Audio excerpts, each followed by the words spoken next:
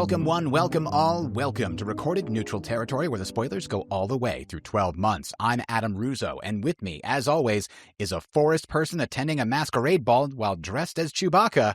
It's Brian O'Reilly. Is that the sound? Yeah, down, Chewie, down. All right, Brian, we are here. Chapter 23 is the chapter where Harry summons the nightmare and binds it to only attack him. But it's also an unusual chapter because it takes up basically the entirety of the daytime. We know that in the previous chapter, we were at Cook County Hospital and Harry and Michael were there after the fight in the graveyard. Charity had given birth, but Michael's son wasn't doing well. And suddenly, chapter 23, we're back in Harry's apartment. And then in the next chapter, it's nighttime and they're at Bianca's party. So chapter 23 is the only one that takes place inside that 12-hour period. Now, there are some things that happen outside of that. We know that Harry and Michael are driving around to pick up the ritual items that Harry will need to try to summon the demon. And then after he summons the demon, they decide to go to the party and they have to go get their costumes. So those are the things that take place in the day during day number 3 here. And this one is a very important chapter because it does help to establish how Harry is going to figure out who the real bad guy is. Yeah, so in this chapter, Harry summons the nightmare. This is pivotal not only in Harry dealing with that problem, but it also pushes him to sort of confirm that the nightmare isn't doing this of its own accord. There is a power behind it. He kind of finds that out magically, for sure, in this chapter, and that's what spurs him to the confrontation at Bianca's party. Yeah, the first thing that we learn here is that Harry is creeped out by his own lab, which certainly feels a little bit unusual, but you have to remember this is another instance of the damage to his soul that was, where the nightmare ate part of it, is really showing through some of these scenes. Quote, "Back in my lab, it felt a little creepy to be working by candlelight. Intellectually, I knew that it was still full daylight outside, but last night it brought out an instinctive fear of the dark that is a part of being human. I'd been wounded. Everything, every shadow, every small sound made me twitch and jerk and look aside." Unquote. So here, this is just another example. We pointed out numerous of them so far of him really being jittery and scared way more often than normal as a result of the sort of psychic damage that he took. And that might be why Harry does some things that aren't exactly uncharacteristic of him, but which do speak to sort of an avoidance of confrontation that is going to cause some complications in the remainder of this book. The other thing that we hear is that Michael doesn't want to go down into Harry's lab because he's not comfortable with magic that's not directly backed by the Almighty, unless apparently it's in combat or something. Is this just some early episode weirdness, Adam? It does feel a little bit like that, but if we were to try to search for a Watsonian explanation here, I think we have to assume that Harry might be the first wizard that Michael has really worked with, even though he's been, quote-unquote, on the job for some 20 years now, ever since he met Charity. He's probably been doing mostly White Knight versus Black Evil stuff. He's been fighting Denarians and maybe literal demons and dragons. So this might be the first interaction he's actually had with non-faith-based magic, with arcane magic, as it were. He may have dealt with some necromancers as well, which may have tainted his view of wizards as well, in addition. And so when Michael doesn't want to go down to the lab because he's uncomfortable watching Harry sort of work this ritual magic, it might contribute to the fact that Harry doesn't appear to really explain what he's about to do, because Michael doesn't take it very seriously in this scene. Yeah, we'll get to that in a second. But in fact, we know that Michael has seen rituals before. He saved Charity from being sacrificed in one of them. And he was there when we caught Kravos, who was doing the ritual thing. So Michael probably feels the same way about the use of magic that he might feel about the use of a gun. Sure, in the heat of combat, when it's life or death, fine. But every time somebody's doing it coldly in a room with deliberation, they're evil. And it just makes him uncomfortable to think that Harry is going to use what Michael thinks of as a weapon, sort of from a cold, dispassionate, slow place. And let's remember that Harry summoning demons in the first place. I mean, we heard him do that in Full Moon when he summoned Chauncey, but during that scene, I think he specifically mentions, like, if the White Council knew what I was doing, they would flip, right? So even then, he's doing something that's a little bit closer to black magic. Even if it's not really close to the line, it's closer than most other magic that wizards do. So it makes sense that Michael might be a little bit, oh, you're doing stuff that's really like what Kravos used to do with when he summoned a demon. Like, that would probably make him feel uncomfortable at this time. But when he gets to trust Harry more later in the books, he becomes much less concerned about this. But Adam, I honestly don't think Harry's told Michael that he's actually going to summon an evil spirit. Because what he says at the end of chapter 22 is just, I can make contact with the nightmare and trace it back to whoever is using it. And Michael, the whole time Harry's summoning and binding a demon downstairs, keeps, like, interrupting him. At one point, he tries to get him to take a phone call from Susan. So it seems like Harry simply hasn't told Michael, I'm literally summoning a freaking demon, man. Keep the door closed and don't bother me. Right, nor has he mentioned how important concentration is to this ritual, or that his life is in danger, right? If he loses control of this thing and the circle breaks, it can come after him in his lab, already past his wards, because Harry has summoned it into this area. So it's actually really dangerous, and it's very clear that he hasn't imparted that sense of danger and focus and importance to Michael based on Michael's reaction here. And you're right, it's played for laughs, where he's like, Harry, are you done yet? And he's like, he hasn't even started. And then later he's like, there's a phone call. I'll take a message. Well,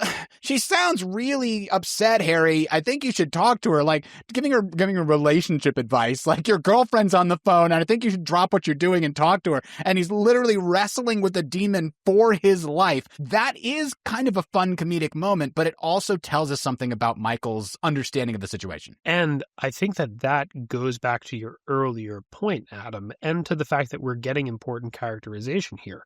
Not only is Harry not the kind of person at this point in his life who volunteers information that he doesn't think is absolutely necessary about the magic he's doing. Usually Harry's saving grace as a emotional communicator is that he's not afraid of confrontation.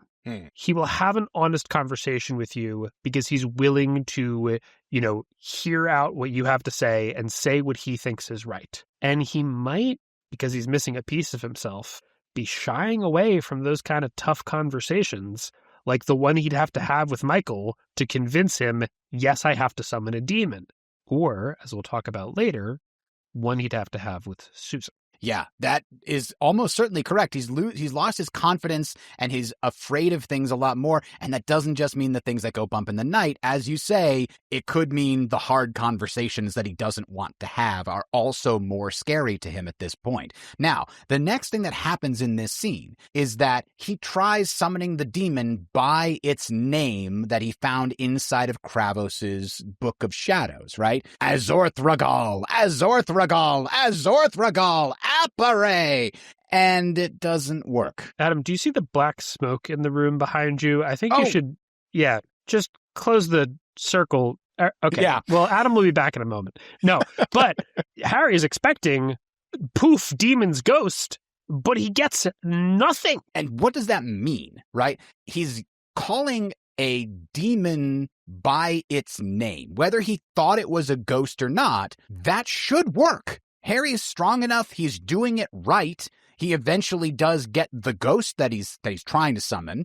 But I think, Brian, the fact that he uses the true name of a demon and tries to summon it and it doesn't show up, that might mean that Amarachius actually did fully kill it, not just its mortal shell. Yeah, I think that's a really good point. Bob brings this up, I believe, earlier in the book. And I think that you're right. This is pretty close to confirmation of that. The only situation where I could potentially see Harry summoning something by its true name and it not working is if because Harry is literally attaching that name mentally with his focus to the wrong entity, it just doesn't stick the way a true name is supposed to.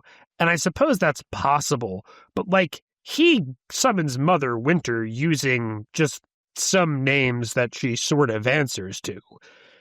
I find it really hard to believe that even if he was a little bit wrong about what being he was calling up, that the actual true name of the demon just wouldn't work. Yeah, I think that's probably true. Now, right after this, he tries to come up with an approximation of the sense of the nightmare, right? It attacked him in his dream. He knows what it metaphysically feels like. And so he tries to use that plus the ritual objects that he has, the different people that he's touched. You know, Michael's wedding ring, Charity's wedding ring, Murphy's name badge, Mickey Malone's watch, and Harry's shield bracelet, right? He has all of those items that the demon has touched recently. So he's using that plus the sense of the thing, and that's when he's able to pull it into his summoning circle and actually get him there. I was trying to figure out where else we've seen him do something like this, and the only thing I could think of, Brian, is in White Knight, when he has to come up with an approximation of Elaine's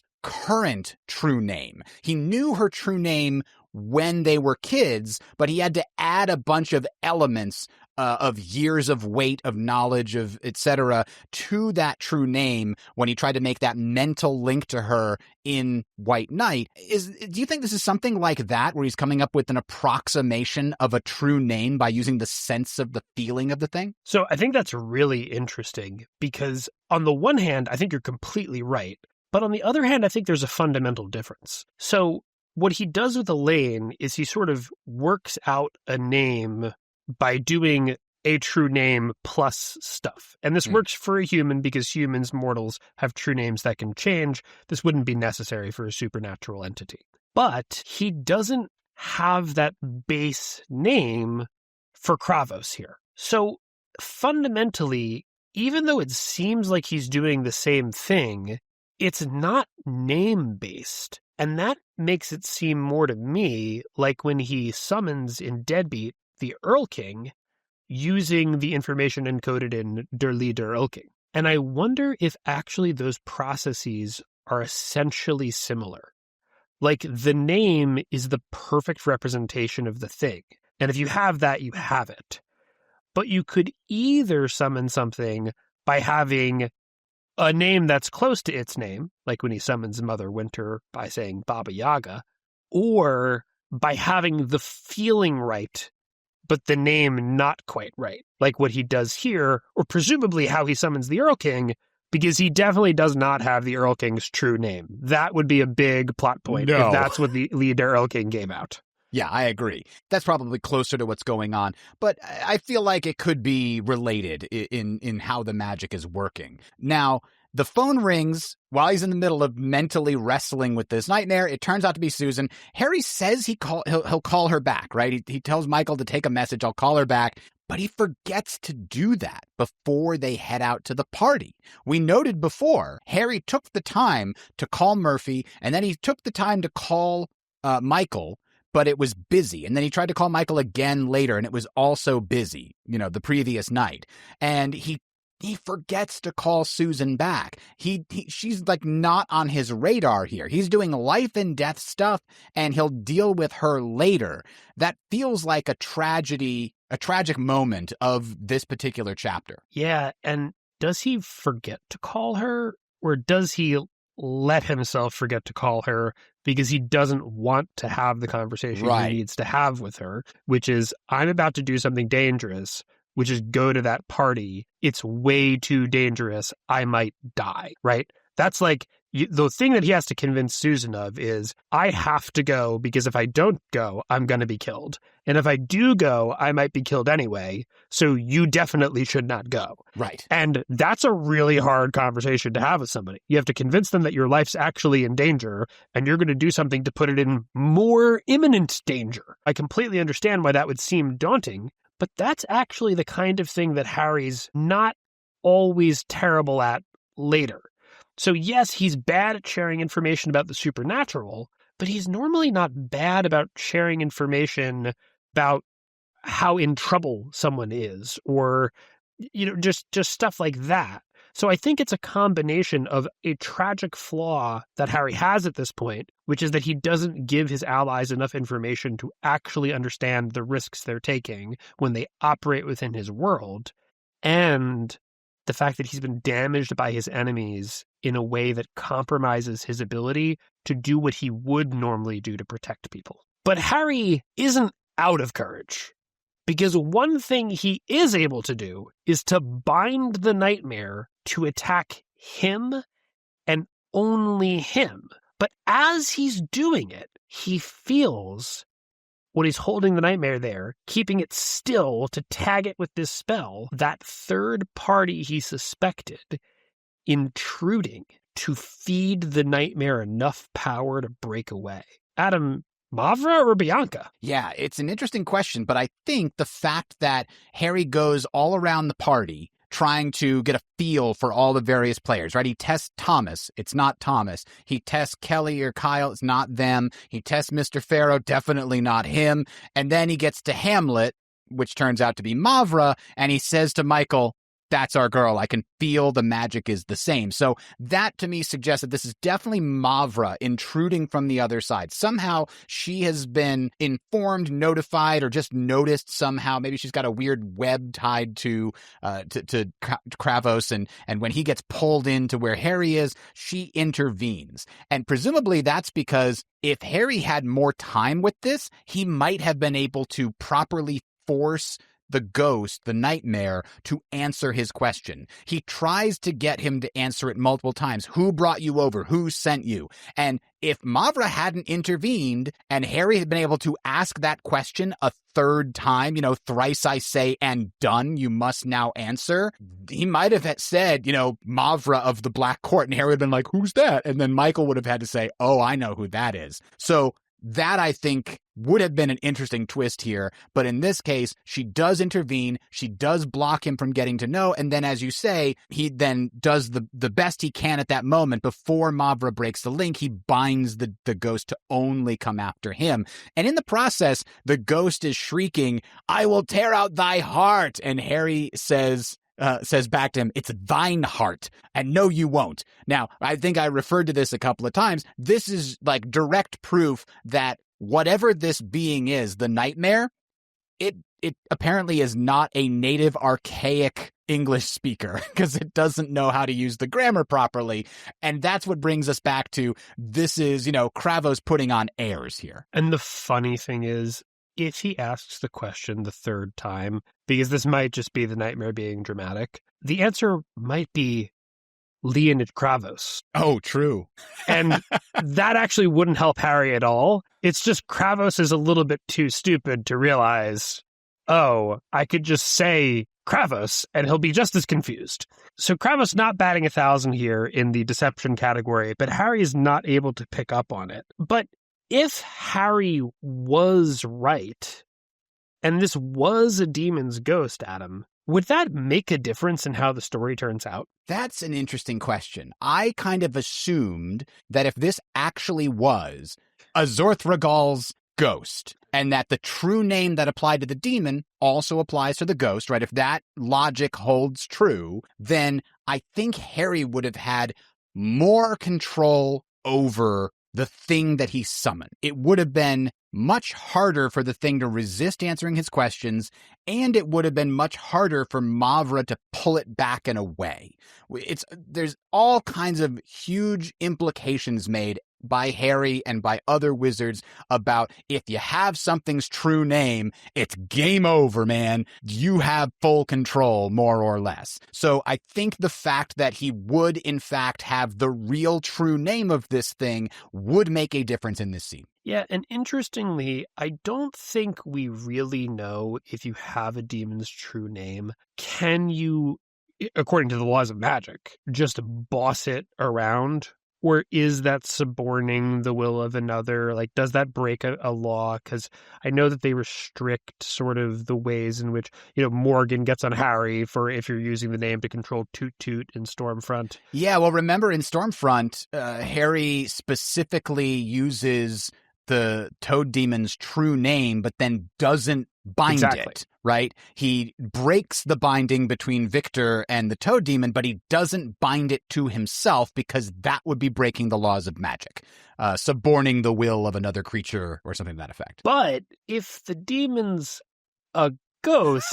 Right. That seems like it might be different, right? Because now you're not talking about potentially a being with agency. A ghost is just a group of memories that are not a living, breathing, changing being anymore. That's a fascinating question. And I'm sure somebody out there is going to email us and remind us, oh, this thing that happened in Ghost Stories suggests. Well, I bet that Harry would probably give it a go because he is the sort of person who, necromancy is a Tyrannosaurus Rex. Like, he lives for the gray areas. He's going to do necromancy in a sense right at the end of this book when he pours all that power into the ghosts that are in Bianca's hall. So, yeah. Yeah, we'll talk about that. That's presumably ectomancy, but if it's not, yikes.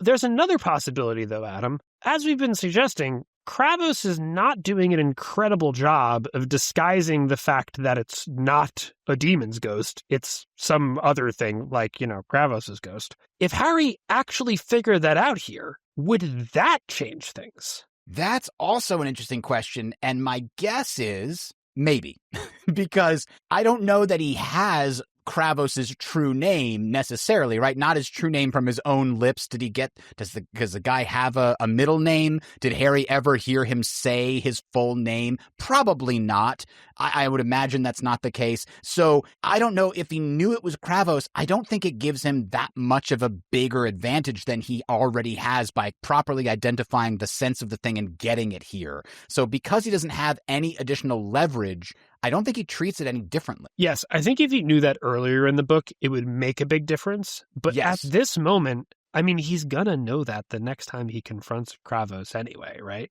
Like, that's where he finds it out. He realizes that it is Kravos, and he can't do anything with that. Kravos wearing Lydia nearly kills him anyway. So that doesn't seem to be enough to sort of change things for Harry, even when he has that realization. Though perhaps if he had it going into the fight, he'd do a better job getting a drop on Lydia Kravos once he realized the possession was happening. Now, after Harry releases the demon, at the very end of the chapter, he comes upstairs and signals to Michael what their next move is going to be. They're going to a party. And one thing that Harry fails to notice, or notices, but fails to notice the significance of. Yeah, I'm guessing the man in black in Harry's head is like screaming at him, like, it's right there! She moved it! She called, you need to know this, but he can't, come out and say it. If Harry had gone to sleep, he might have woken up and go, wait, why was that invitation moved? Uh-oh. Yes, if Harry took a nap right now, he'd wake up in 20 minutes after having a nightmare about, Susan's phone being dead and call her immediately. Yeah. So what he does say here is, quote, I got up and went to the mantel over the fire, but what I needed wasn't there. I frowned, looking around the room, and spied it on the coffee table. I bent down and plucked up the white envelope, taking the gold-lettered invitation Kyle and Kelly had delivered, unquote. So he notices that it wasn't where he expected, but he chalks it up to, oh, I must have left it on the coffee table after thinking about leaving it on the mantel or something like that. And by the way, Susan, shame on you. You know you're doing this subterfuge here. You should know well enough to put it back where you found it. Okay, but Adam, doesn't she want Harry to find out? She was calling him probably to tell him that's what she's doing, yeah. And she kind of wants him to have to confront her, and like she wants this to be a moment in their relationship. She just doesn't realize that she's, taking this as a, define the relationship conversation moment when it's a we might all die here moment. Exactly. So that brings us to chapter 24, and we jump straight to Harry and Michael arriving at Bianca's mansion, all dressed up in their costumes, which means that some time has passed, right? It was during the day earlier. Now it's evening. The sun has set, obviously, because the vampires couldn't really come out at that point if it wasn't. And the first thing that happens is Michael wonders, hey, why didn't the nightmare come after you like the instant the sun set, right? We know that you bound it to only come after you. So what do you think the reason for that is, Brian? Well, There's a few possibilities.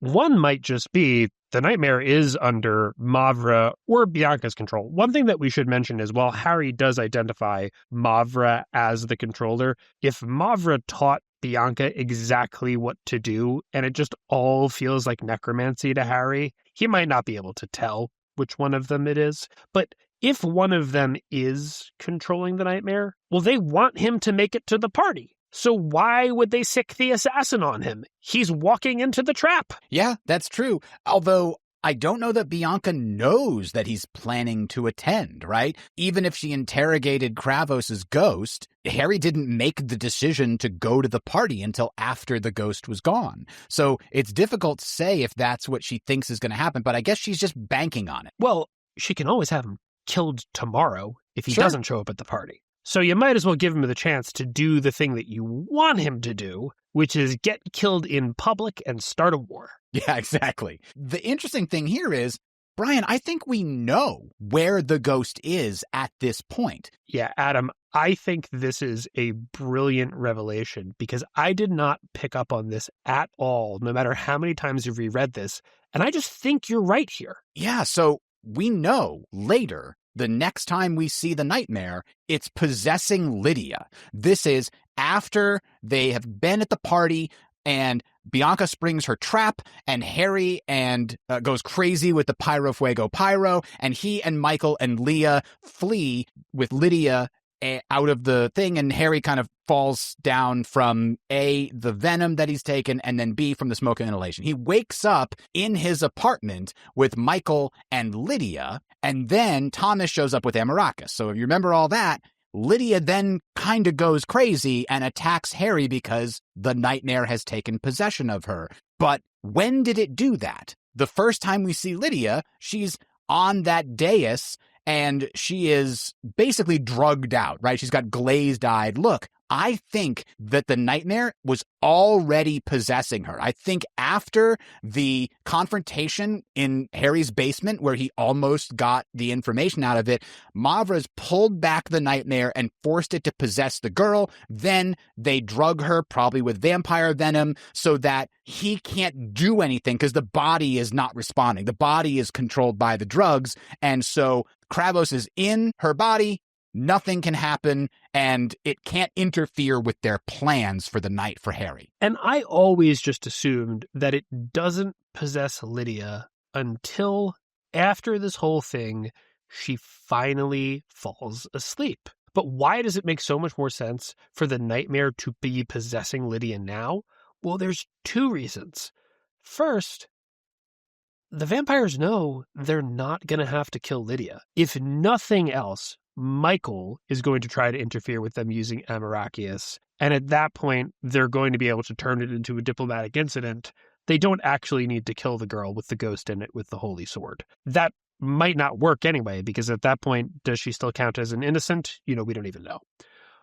But why would they go to all the trouble? Because Harry's already shown that he can summon the Nightmare. Mm-hmm. So if they don't find a place to stash him, Dresden can do what he probably should do and just yank the ghost back for another round. Yeah, but if he's trapped in Lydia and Lydia's in the mortal realm, then Harry can't summon it from the Never Never.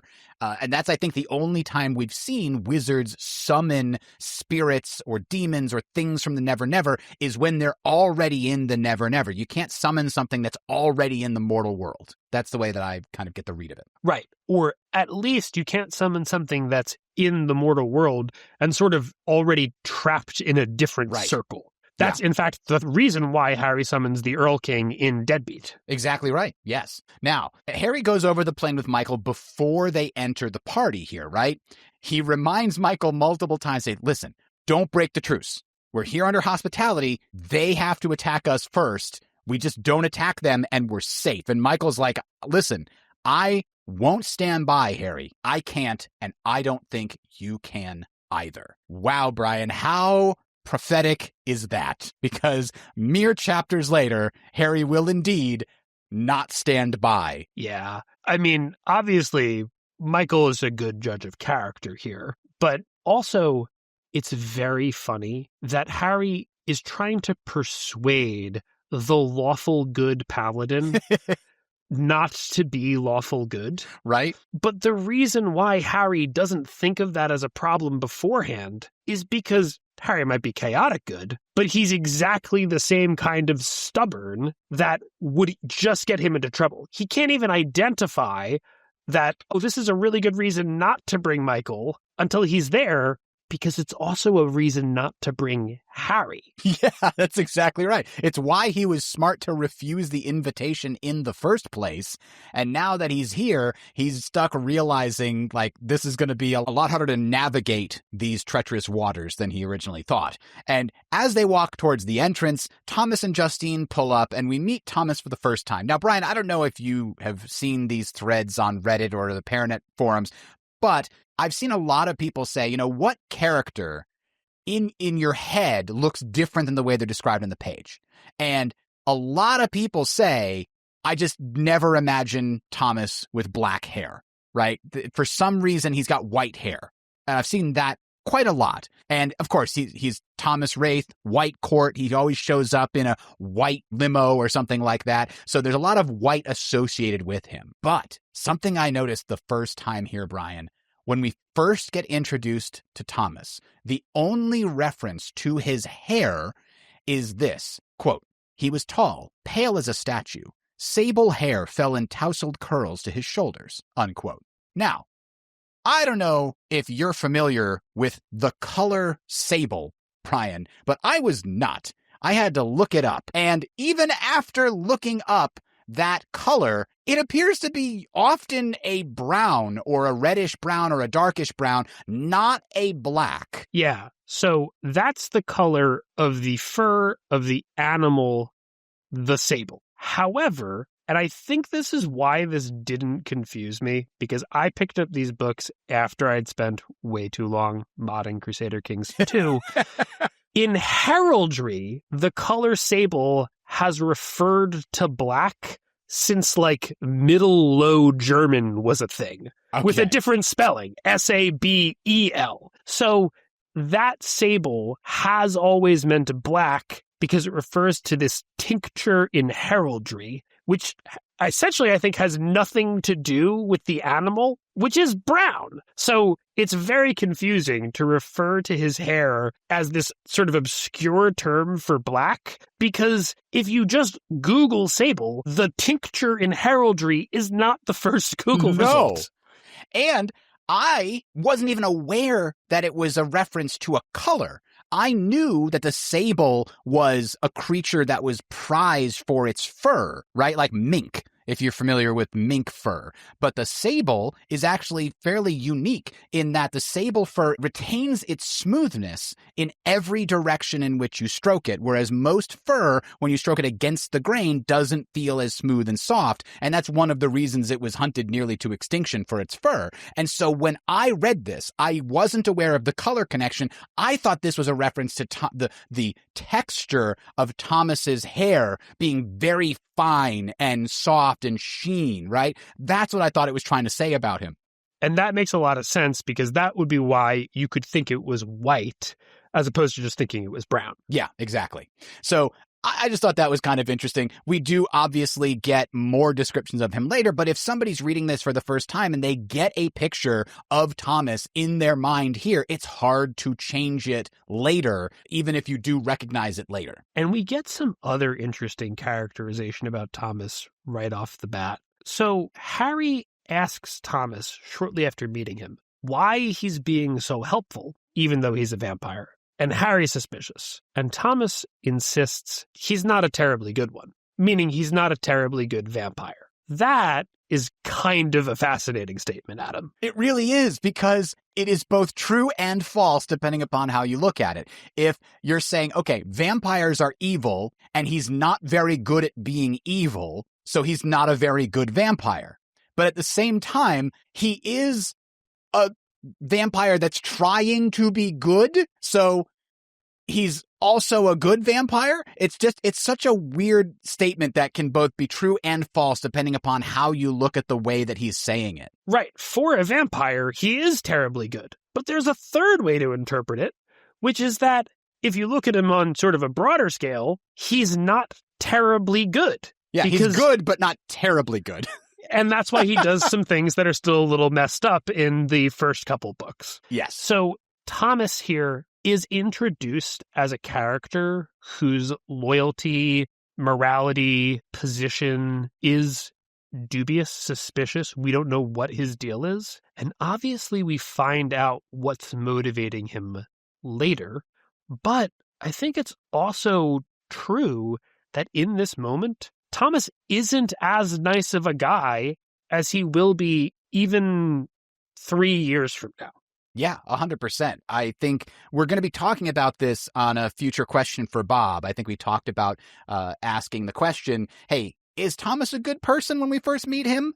So we're going to hold that until we get a little bit more of Thomas's actions in this book, because we think that'll make it a more interesting question. But we are coming back to it because given what we know now, it's interesting to think about who he is in Stormfront. So after this interaction, everyone is introduced one by one in the party. And Adam, every single time I read the scene in Grave Peril, I cringe. And I don't just cringe because, oh my God, this is like deliberately like so awkward. I also cringe because I'm like, Harry, are you a freaking idiot? Yeah, it's an unforced error, right? He wanted to sort of offend them a little bit or prove that he's not scared of them, and he just super overcorrected to deeply offend them by being dressed as an extremely cheesy vampire. It feels like he could have been dressed as a vampire, but not this offensive, right? Is there a better version of a vampire that's not this lame? Yeah, I mean, he definitely could have just shown up as Lestat from Interview with a Vampire. Mm-hmm. And that would be, you'd roll your eyes at it, and he's definitely mocking you a little bit, but it's not inherently ridiculous. He's not, essentially being racist against vampires in how he's dressing in his costume. Additionally, he could have just gone as a personification of, like, Kyle Hamilton and singled him out, like, Con in tennis whites with fangs. Right? Oh, no, we wore the same thing. One of us is going to have to change. And that would have been a pointed joke at someone's expense, but it would have actually been funny. I think the greatest sin here is that nobody actually thinks it's funny on first glance. No. Except Thomas, who might not actually think it's funny. We're going to talk about that in a second. But let me ask you this, Brian. More or less offensive if he comes dressed as the Count from Sesame Street? That's a good question. That's a really good question. And I'm going to say that that's more offensive, but not to the Red Court. That's true, because he's got that Transylvanian style accent, right? So that's more of a black court. Yeah, that's going to get Dracula on your case, but the Reds are going to laugh along with you there. Yeah, that's probably true.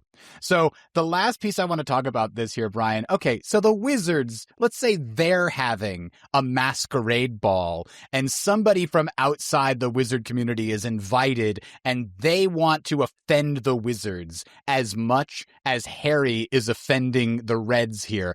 What could they dress up as? My first thought was like the Disney version of Merlin with the pointy hat. And, I think that is a good thing to wear to try to offend the Wizards, but they're so full of themselves. I don't think that would work. They'd be like, yes, precisely. You've nailed it. Yes. So my initial thought was that you dress up as like the lamest magician ever. And whether that's, black top hat and tails or Chris Angel mind freak, take your pick, right? But one of those two. But Adam, I think we figured out the actual most insulting thing you could wear to a White Council ball. Yeah, it's going to be circular glasses with a lightning-shaped scar on your forehead.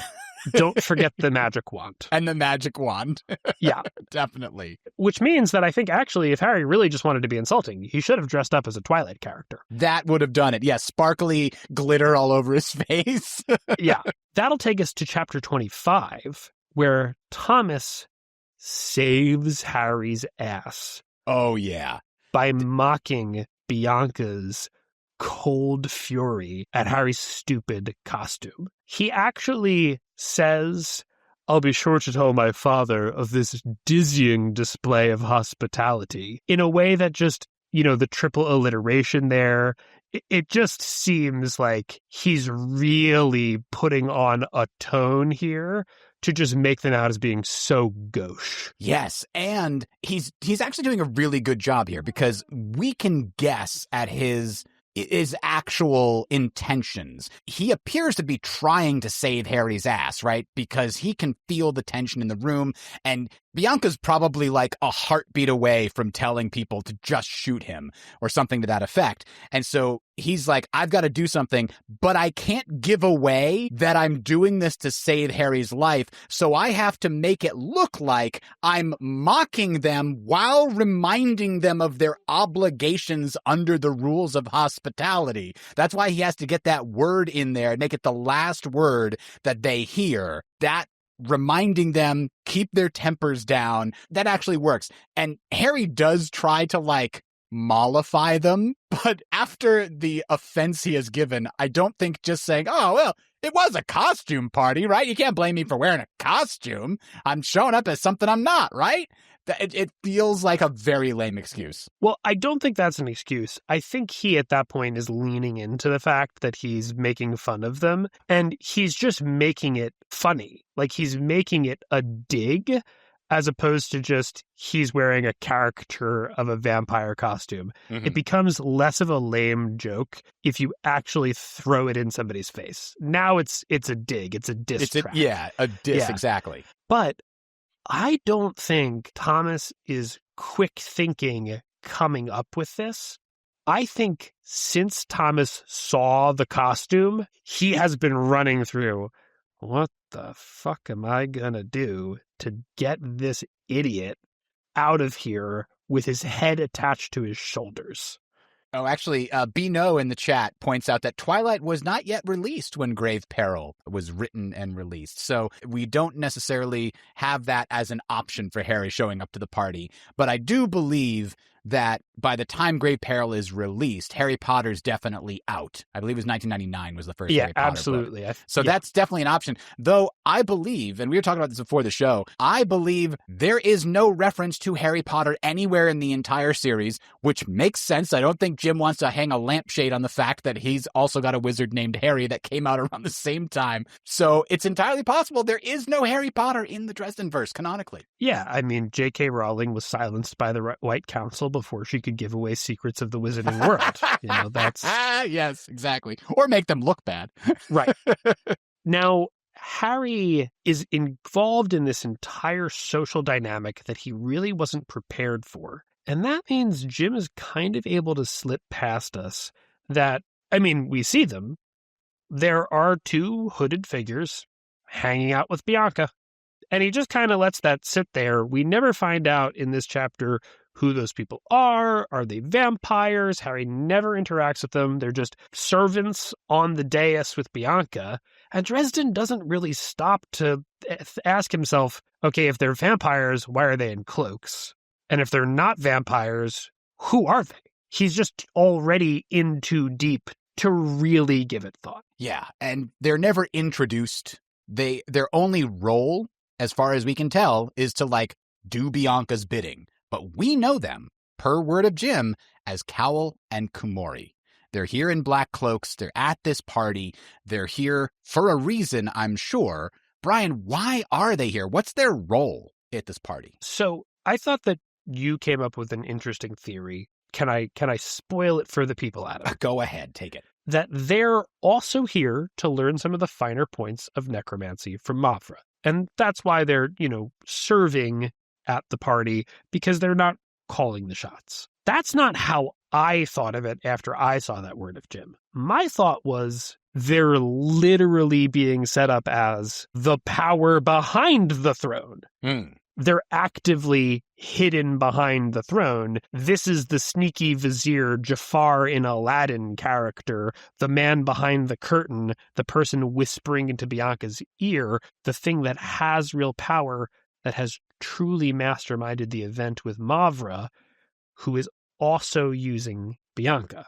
And the reason why they don't want to expose anything about themselves to the guests is that Cal is a person who the other guests would recognize if they saw him with the hood down or up close. The potentially Petrovich? I do think that, but I mean, presumably some of the people here would even know if it was Dumorn or, in the other popular theory, Kamler or Dresden from another dimension or Big Bird with, Trunk and right. But somebody would be able to notice who they are because Cal is a figure that people know. Kumori doesn't seem that way. So is Cowl part of what we come to know as the Black Council at this point? Is he here as a Black Counselor to Bianca at this point, in the same way that like Bene Gesserit have like one of their kind with each of the noble houses or whatever? Is this like the liaison from the Black Council to Bianca, trying to get her involved in their machinations already this early? I mean, but literally, yeah. Petrovich is the White Council's expert on, drumroll please, Red Court vampires.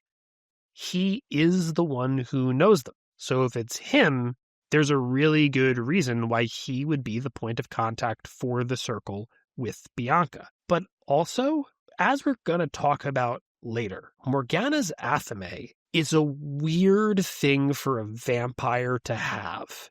It's not a weird thing for a wizard to have. So it stands to reason that Cal might have been the person who brought that poisoned gift for Leia, in which case, yeah, he's working on sort of team outside at the very least at this point. And moreover, if Mavra is really working for Dracul, and if Dracul is not in league with the Circle, then the only reason why this party has to do with the larger metaplot is that those hooded figures do have something to do with the Circle. Yeah, I think that's really the only conclusion we can make. But we're going to talk a lot more about Cowl and Kumori in the future. Let's move on for now. Kelly appears with Kyle. They intercept Harry and Michael, and Kelly no longer appears to be half crazed the way that she was the last two times that we met her, which is sort of an interesting change, which suggests she has been allowed to feed finally. She's no longer on a diet because she had to repair all the damage that was done when she got exposed to sunlight during the fight at Sumner's Textiles. And also, presumably, while they did want Kelly to try to get a little control back by refraining in the time before the party, they do want her to have her wits about her in front of the neighbors. So definitely make sure that she's sated when the show starts. However, Kelly has clearly been out of the loop because she definitely doesn't know who Michael is, Adam.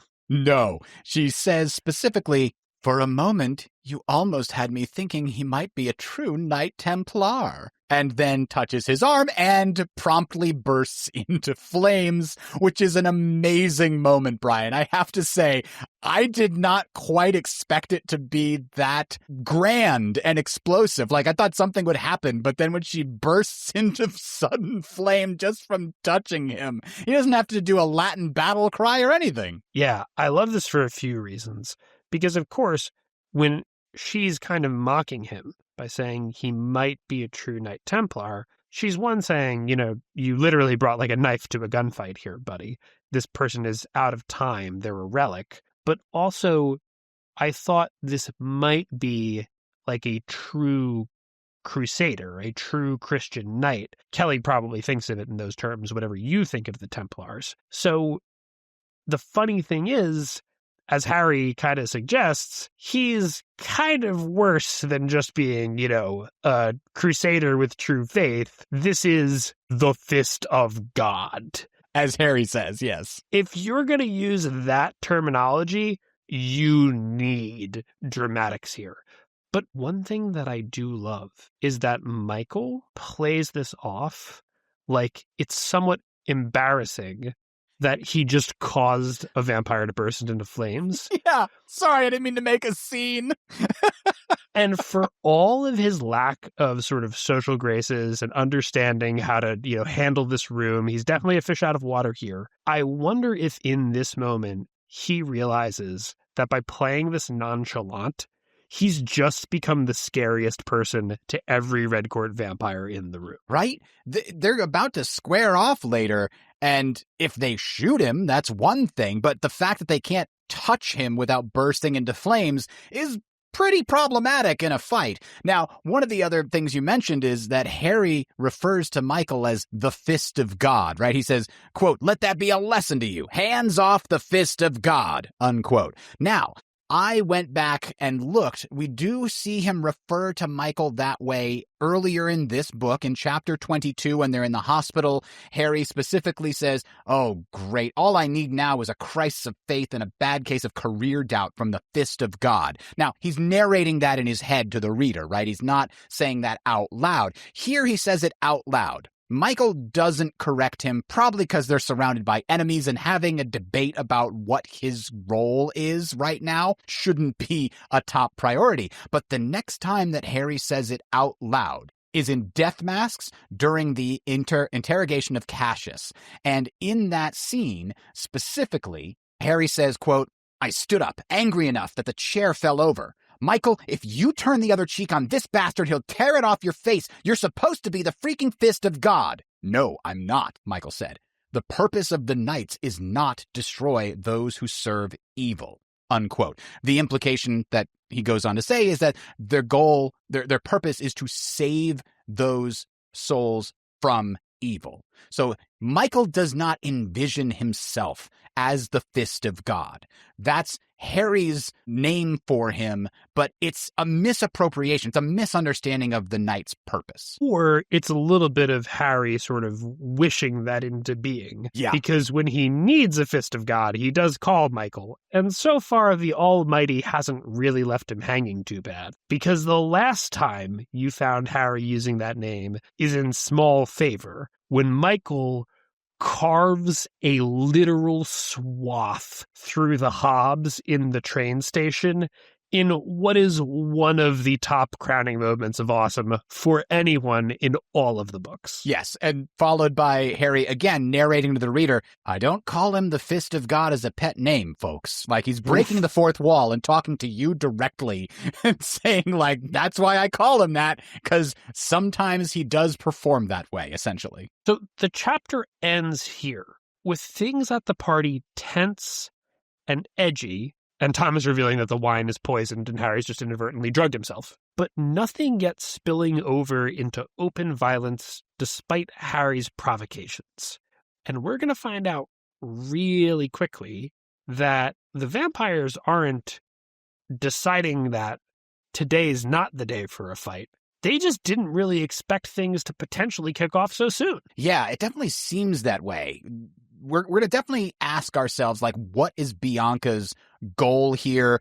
And specifically, Harry changes his mind over what that goal is like 3 times throughout this book.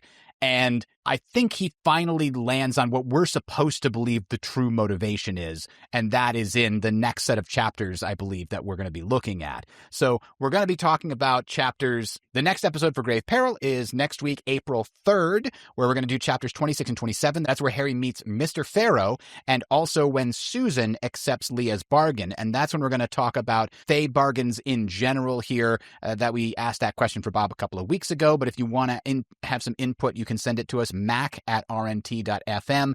What do you think is the Fae bargain that could have been twisted to the mortal's favor easiest, but just changing some words or part of the deal as best as possible? So that's what we're going to talk about next time. Yeah, and if you have any other sort of ideas about Fae bargains, who makes the best one in the series, who makes the worst one, we'll also be talking about that kind of thing too. We don't have a question for Bob this week, so that is going to wrap it for us now. We will see you next time. Thanks for listening. Please direct any questions or topic suggestions to mac@rnt.fm. That's MAC@rnt.fm. Recorded Neutral Territory is licensed under Creative Commons Attribution Non-Commercial 4.0.